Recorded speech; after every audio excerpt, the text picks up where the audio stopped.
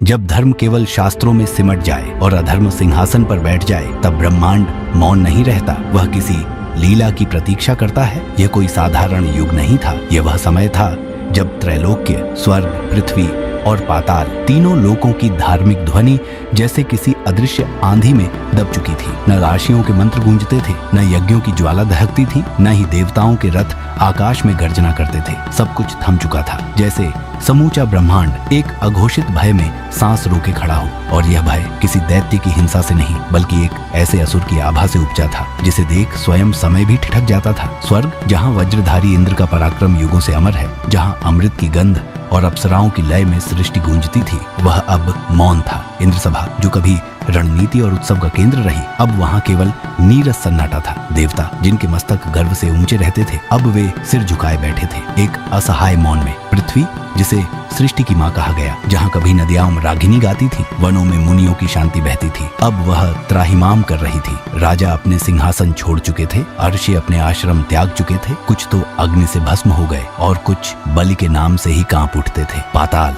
जहाँ से कभी असुर सम्राट बलि का पूर्वज महाबली बलि उठा था, आज वहीं से त्रैलोक्य पर छाया गहराती जा रही थी। बलि का सिंहासन रत्नों से नहीं, बल्कि पराजित देवताओं के अहंकार से सुसज्जित था। जब वंशज अपने पूर्वजों से कुछ अधिक हो जाए, तो इतिहास उसे कथा नहीं, लीला कहने लगता है। दैत्य राज हिरण्यकशिपु, एक ऐसा नाम जिसने मृत्यु को ललकारा, और प्रहलाद, जिसने पिता के उस अंधकार में भी भक्ति की ज्योति जलाए रखी। इन्हीं दो छायाओं से जन्मा था बलि। उसकी नसों में हिरण्यकशिपु का तेज था, निर्भीक, अग्नि समान, अपराजेय। पर उसकी आंखों में प्रहलाद की भक्ति की शांति भी झलकती थी, गहरी, स्थिर और गूढ़। बलि कोई साधारण असुर नहीं था। उसने बचपन से ही तप का मार्ग चुना। दंडकारण्य की नीरवता, वातावरण की तपिश और अनाहत स्वर में गूंजते जप, इन सब के बीच बलि ने केवल शक्ति नहीं, स्वानुशासन और अद्वितीय त्याग अर्जित किया। वह जानता था, केवल युद्ध जीतने से कोई शासक नहीं बनता, उसके लिए चाहिए विज्ञता, संयम और दान। बलि ने यज्ञों का आरंभ किया, पर ये यज्ञ किसी स्वर्ग की स्तुति के लिए नहीं थे, बल्कि अपने भीतर की अग्नि को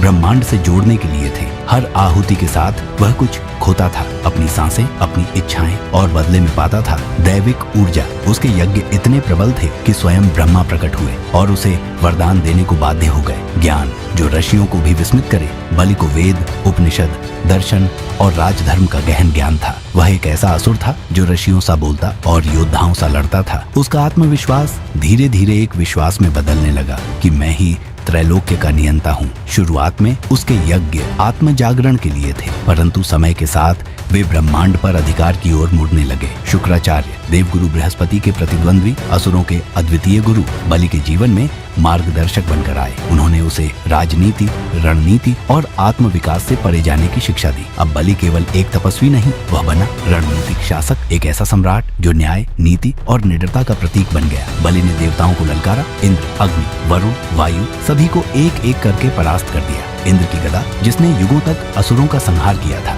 बलि के आगे केवल शून्य बन गई। देवसभा अब केवल चिंता और हार का स्थान बन गई थी। बलि का साम्राज्य स्वर्णिम था, प्रजा संतुष्ट, नीति अनुकरणीय और दरबार न्यायप्रिय। उसका तप अब आत्मविज्ञापन बन चुका था। पहले अपने नाम का घोष सुनना चाहता था। गुरु शुक्राचार्य ने चेताया, राजन, जब कोई स्वयं को ब्रह्मा से बड़ा समझे तो वही विनाश का बीज होता है। लेकिन बलि अब उन बादलों में उड़ रहा था जहाँ से धरती की सीमा दिखाई नहीं देती, और वहीं सुदूर वैकुंठ में एक शांत समभाव में बैठे पार ब्रह्म श्री नारायण अब अपनी दृष्टि बलि पर स्थिर कर चुके थे। एक नई लीला अब उदित होने को थी। जब धर्म की ध्वनि मौन हो जाए और आकाश तक कोई प्रार्थना न पहुँचे, तब ईश्वर को स्वयं पृथ्वी पर उतरना पड़ता है। स्वर्ग, जो कभी यज्ञों की ध्वनि से गूंजता था, जहाँ देवताओं का वैभव और वैदिक स्तोत्रों की गूंज थी, अब निर्वाणी था, सुनसान। इंद्र, जो देवराज कहलाता था, अब स्वर्गहीन, भूमिहीन और शरणहीन था। असुर राज बलि का परचम त्रैलोक्य में फहर रहा था, और देवता निर्वासित पथिक बनकर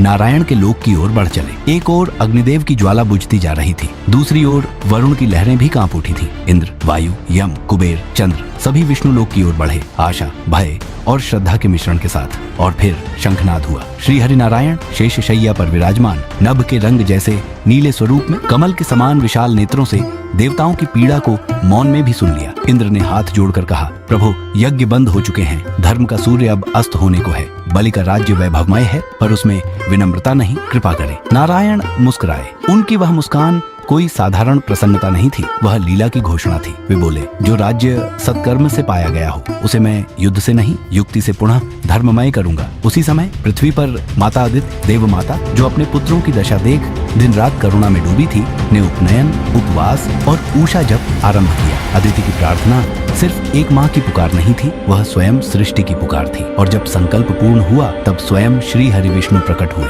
उन्होंने कहा, हे माता, मैं तुम्हारी करुणा से बंध गया हूँ, अब मैं जन्म लूंगा, पर न रथ से न धनुष से, बल्कि ब्राह्मण बालक के रूप में। वह रूप जिसमें शस्त्र नहीं होंगे, पर युक्ति इतनी प्रखर होगी कि त्रैलोक्य का संतुलन पुनः स्थापित होगा। और फिर एक दिव्य संध्या में अदिति के गर्भ से जन्म लिया एक अद्भुत बालक ने न शंख न चक्र न गरुड़, बल्कि एक विप्र बालक के रूप में गौरवर्ण, ऐसा कि स्वर्ण भी लज्जित हो जाए। नेत्र जैसे साक्षात खिले हुए कमल, उनमें करुणा भी थी और ब्रह्म ज्ञान की गहराई भी। एक हाथ में कमंडल, दूसरे में छत्र, कंधे पर जनेऊ, माथे पर उज्ज्वल तिलक और मुख पर ऐसी शांति और तेज कि साक्षात प्रकृति भी नतमस्तक हो गई। वह बालक थे, पर वही थे ब्रह्म। धरती पर उन्होंने पहला कदम रखा तो धरती माँ ने हर्षातिरेक में कमल उगाए, वायुदेव ने धीमे से पवन चलाया और वन देवियों ने पत्तियों से स्वागत किया। सभी दिशाएं एक साथ गुनगुनाने लगी, वामन वामन वामन। वे चले यज्ञ भूमि की ओर, जहाँ बलि अपने सैकड़ों यज्ञों के वैभव में लीन था। मार्ग में महान आर्षि मुनि उन्हें देखकर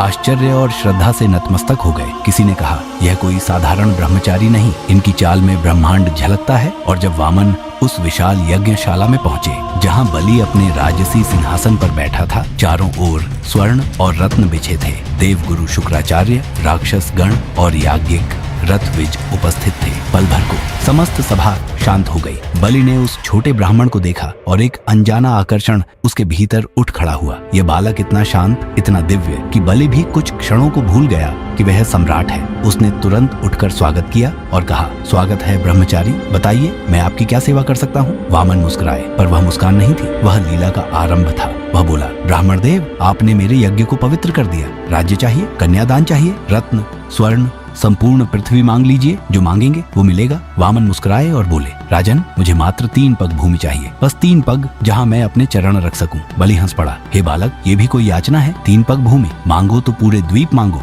समुन्दर तक मांग लो। पर तभी सभा के एक कोने से एक कड़वी परंतु चेतावनी की आवाज आई। देवगुरु शुक्राचार्य उठे और उनकी आंखों में चिंता की आग थी। बलि, उन्होंने कहा, यह कोई साधारण ब्राह्मण नहीं, यह स्वयं विष्णु है, तुझे छलने आया है। 3 पग भूमि नहीं मांगी गई, त्रिलोक छीनने की चाल चली गई है। रुको, मत दो संकल्प। बलि शांत हो गया, उसने आंखें मूंदी और फिर मुस्कुराया। यदि वह स्वयं विष्णु है और मेरे द्वार पर भिक्षुक बनकर आए हैं, तो इससे बड़ा सौभाग्य मेरे लिए क्या हो सकता है। हे वामन, मैं वचन देता हूँ, आपको 3 पग भूमि दूंगा। बलि ने जल अपने हाथों में उठाया, गुरु की चेतावनी को भी शांति से सुना और तब उसने घोषणा की, हे ब्राह्मण देव, मैं आपको 3 पग भूमि प्रदान करता हूँ, संपूर्ण हृदय से, बिना किसी भय के। और उसी क्षण कुछ बदल गया। आकाश फट पड़ा, दिशाएं कांप उठी, सृष्टि थम गई, जैसे काल ने सांस रोक ली हो। बालक वामन अब बालक नहीं रहे, उनकी देह से तेज किरणें निकली, कमंडल गिरा, छत्र उड़ गया और वह विराट हो गए। उनके चरणों से पाताल लोक कंपित हो गया, उनकी नाभि से पृथ्वी कांप उठी और उनका शीश स्वर्गलोक को भी ढकने लगा। देवगण भयभीत गए, यह क्या हो रहा है। सागर उठने लगे उसकी जटाओं को छूने के लिए। सूर्य थम गया, उस तेज से सहम गया। पहला पग वामन ने धरती पर रखा, भूलोक, द्वीप,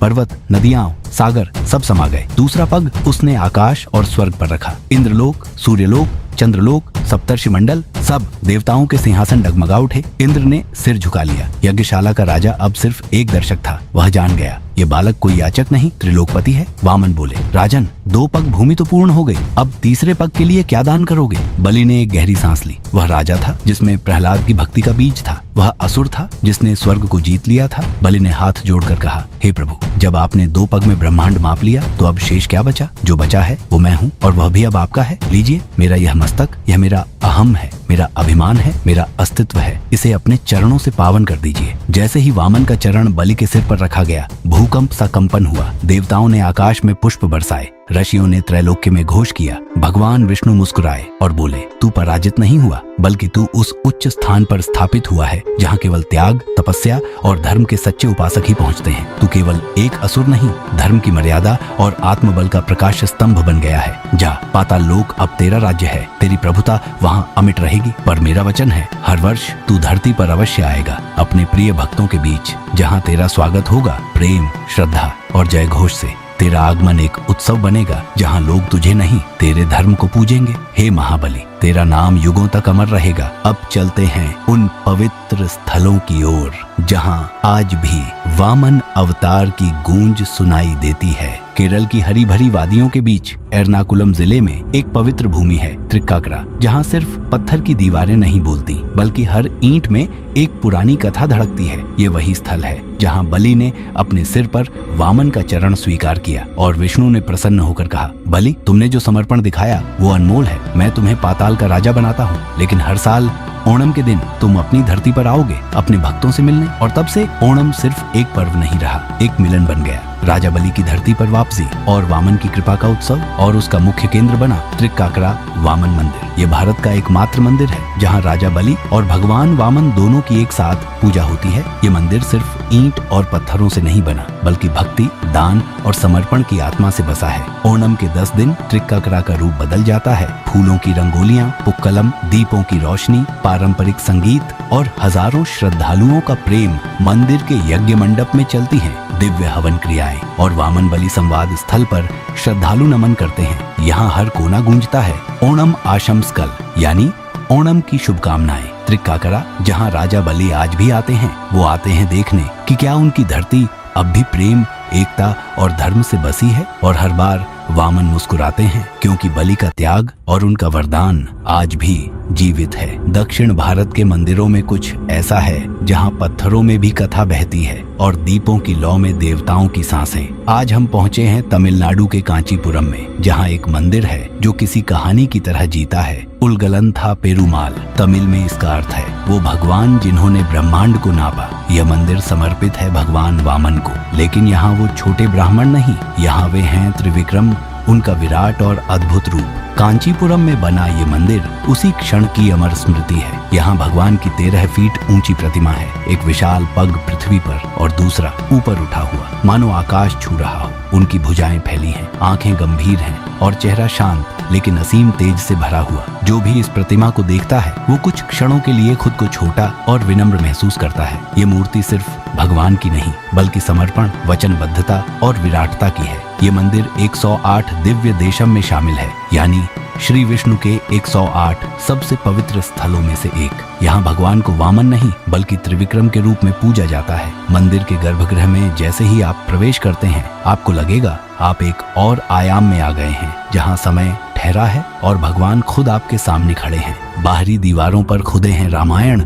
और महाभारत के दृश्य। दीपों की रोशनी में भगवान की छाया दीवारों पर नाचती है और भक्त नमन करते हुए सिर झुकाते हैं उस पग के सामने जो कभी स्वर्ग लोक तक गया था। कांचीपुरम का यह मंदिर हमें याद दिलाता है कि सच्चा बलिदान कभी खोता नहीं, वो अमर हो जाता है। तमिलनाडु के विलुपुरम जिले में बसा यह स्थान है जहां भगवान विष्णु ने वामन से त्रिविक्रम बनने की लीला रचाई। ये मंदिर सिर्फ पत्थरों से नहीं बना, ये मंदिर बना है राजा बलि की भक्ति, वामन की करुणा और उस दिव्य क्षण की प्रतिध्वनि से जब पृथ्वी से स्वर्ग तक भगवान के पग फैल गए। मंदिर के गर्भगृह में है भगवान त्रिविक्रम की दिव्य और विशाल मूर्ति। उनके पैर स्वर्ग को छूते हैं और शरीर संपूर्ण ब्रह्मांड का प्रतीक बनकर खड़ा है। उनके साथ मूर्ति रूप में खड़े हैं राजा बलि, झुके हुए, नतमस्तक, मानो आत्मसमर्पण का सबसे बड़ा उदाहरण हो। मूर्ति के पास स्थापित है एक चित्रण जिसमें दिखाया गया है बलि का सिर झुकाना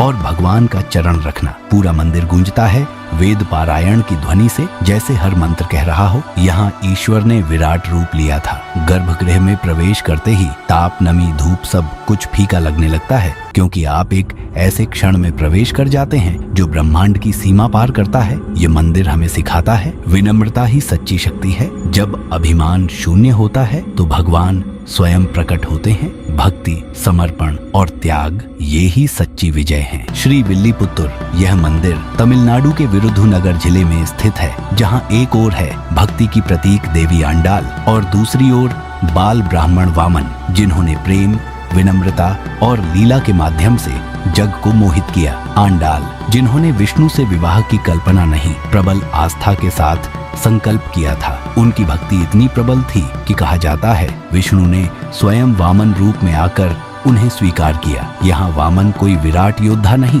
बल्कि एक मधुर मुस्कान वाला शुद्ध सौम्य बाल ब्राह्मण है, जिनके मन में केवल प्रेम है, लीलाएं हैं और हर भक्त के लिए करुणा है। मंदिर का गोपुरम दूर से ही दिखता है। ये वही है जो तमिलनाडु सरकार के लोगों में शामिल है। मंदिर परिसर में चलते ही सुनाई देती है आंडाल की भक्ति रचनाएं और मंदिर की दीवारें बताती हैं यह केवल ईंट और पत्थर नहीं, ये श्रद्धा और प्रेम की दीवारें हैं। वामन जयंती के दिन यहाँ विशेष पूजा होती है। वामन की बाल लीलाओं का मंचन किया जाता है, बच्चों को वामन के रूप में सजाया जाता है और पूरे परिसर में होती है भक्ति की अनूठी झलक। सांस्कृतिक आयोजन जैसे पारंपरिक नृत्य, तमिल भक्ति गीत और भजन मंडलियाँ इस उत्सव को और भी दिव्य बना देते हैं। श्री विल्लीपुत्तुर हमें सिखाता है कि भगवान को पाने के लिए हमें युद्ध नहीं, शुद्ध हृदय चाहिए, कि ईश्वर जब आते हैं तो केवल विराट रूप में नहीं, बल्कि एक सौम्य मुस्कान वाले बालक के रूप में भी, जो हमसे केवल प्रेम और श्रद्धा चाहता है। थिरुकोलूर, जहाँ दीवारें भी भगवान की लीला बोलती हैं। कुछ मंदिरों में भगवान बसते हैं, लेकिन थिरुकोलूर में हर दीवार, हर पत्थर, हर चित्र वामन की कथा कहता है।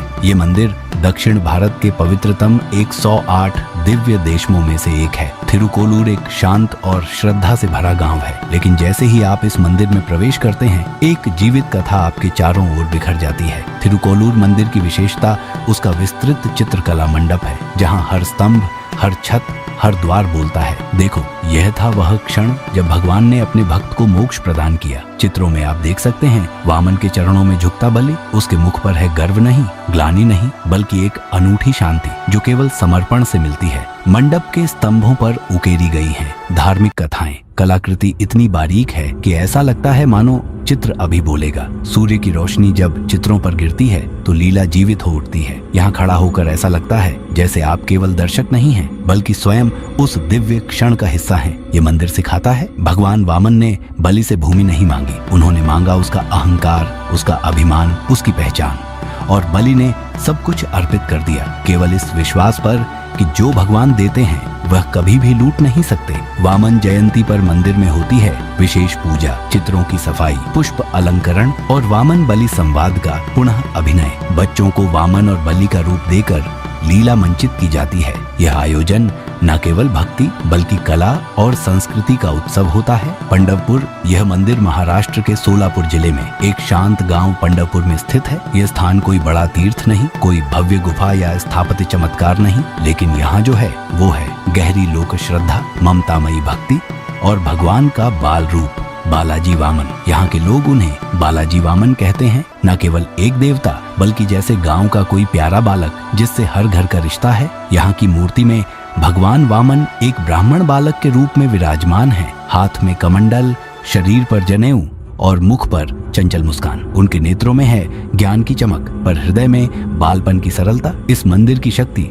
इसकी लोक कथा और ग्रामीण भक्ति परंपरा में छिपी है। जब खेत सूख जाए या मन भ्रमित हो जाए, तब लोग बाल वामन के पास आते हैं और मांगते हैं सिर्फ 3 चीजें, ज्ञान, संयम और विवेक। माता पिता अपने बच्चों को यहाँ लाकर आशीर्वाद दिलाते हैं। किसान यहाँ आकर बोवनी से पहले वामन को नमस्कार करते हैं और बुजुर्ग कहते हैं, बेटा वामन के आगे झुको और जीवन में संतुलन पाओ। ये मंदिर बहुत भव्य नहीं, पर इसका सौंदर्य उसकी सादगी में है। मिट्टी की खुशबू, तुलसी के पौधे और मंदिर के बाहर पीपल की छाया, ये सब मिलकर बनाते हैं एक ममतामयी देवस्थान। भक्त मानते हैं कि बाल वामन के दर्शन से व्यक्ति को धैर्य, बुद्धि और संयम की प्राप्ति होती है। वो कोई चमत्कारी देवता नहीं, बल्कि चिंतन और विवेक का प्रतीक है। जो स्वयं सबसे छोटा बना, वही ब्रह्मांड को सबसे बड़े रूप में नाप सका। अगर ये यात्रा आपको थोड़ी भी शांति, भक्ति या ज्ञान दे सकी हो, तो इस दिव्यता को औरों तक पहुंचाने में हमारा साथ दें। वीडियो को लाइक करें, शेयर करें और हाँ, चैनल को जरूर सब्सक्राइब करें,